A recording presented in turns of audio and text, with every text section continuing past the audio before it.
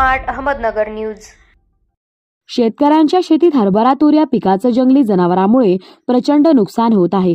अशा नुकसान झालेल्या शेतकऱ्यांच्या शेतीत भेट देऊन आम्ही पाहणी करून वन विभागाकडे मागणी केली आहे। शेतकऱ्यांच्या शेतीत पेरलेल्या हरभरा पिकामध्ये रानडुकराचा तसेच अनेक जंगली जनावरांचा हैदोस सुरू आहे। अनेक शेतकऱ्यांच्या शेतीतलं हातात आलेलं पीक जंगली जनावरांनी उद्ध्वस्त केलं आहे। अकोट, तेल्हारा, बार्शी टाकळी, बाळापूर, पातूर, मूर्तिजापूर या भागातील शेतकऱ्यांना या जंगली जनावरांचा अतिशय त्रास सहन करावा लागत आहे। दिवसभर शेतात कष्ट करायचे आणि रात्रभर शेतात पहारा द्यायचा अशी परिस्थिती कष्ट करणाऱ्या शेतकऱ्यावर झाली।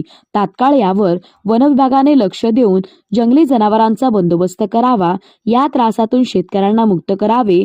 थंडीचा त्रास व रात्रीचे जागरण करून शेतकरी रात्रभर हरभरा तूर पिकांना वाचवण्यासाठी प्रयत्न करत आहे। शेतकऱ्यांच्या शेतीत तूर, हरभरा अशा पिकांमध्ये माकडे, रानडुक्कर, हरिण, जंगली जनावर घुसून हातात तोंडाशी आलेला घास उद्ध्वस्त करत आहे। तात्काळ याची दखल वन विभागाने घ्यावी। या बिकट परिस्थितीतून शेतकऱ्यांना वाचवण्याचं काम करावं। या जंगली जनावरांचा तात्काळ बंदोबस्त करावा अशी आम्ही मागणी करतो। अन्यथा वन विभाग कार्यालयात मोर्चा घेऊन आल्याशिवाय राहणार नाही हा इशारा देतो। सम्राट अशोक सेना, महाराष्ट्र राज्य, आकाशदादा शिरसाट। इळापिळा टळू दे, बळीराजाचं राज्य येऊ दे।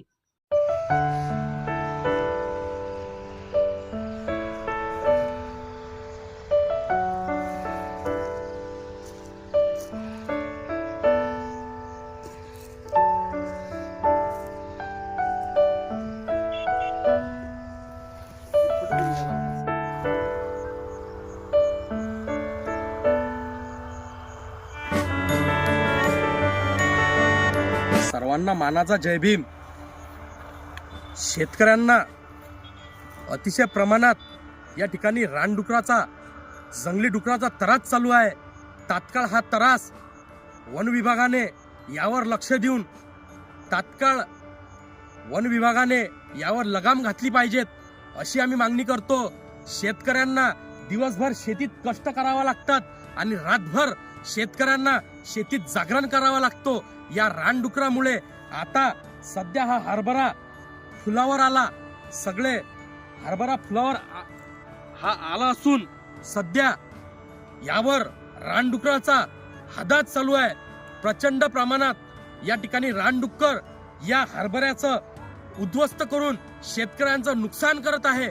आम्ही या ठिकाणी वन विभागाला मागणी करतो की तात्काळ शेतकऱ्यांना या ठिकाणी या त्रासापासून मुक्त केलं पाहिजे आणि हा होत असलेला अन्याय या ठिकाणी तात्काळ शेतकऱ्यांचा लक्षात घेतलं पाहिजे अशी आम्ही मागणी करतो।